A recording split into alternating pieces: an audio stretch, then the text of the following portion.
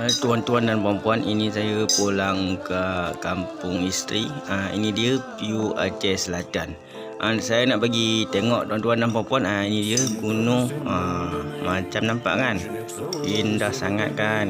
Inilah puan-puan. Ini jalan dekat kampung Sawang ke ni tuan-tuan. Dekat tepi tu ada laut lagi. Luar biasa tuan-tuan. Macam ni lah pemandangannya. Ini kita pulang sama motor je tuan-tuan. Belum ada mobil ke kan. Itu bini saya belakang. Xiaomi kan tuan-tuan. Alhamdulillah. Inilah kami tuan-tuan. Jalanan agak laju sikit kan. Biar cepat sampai kan, biar tak kena hujan. Inilah tuan-tuan puan-puan. Ini jalan dekat air dingin namanya tuan-tuan.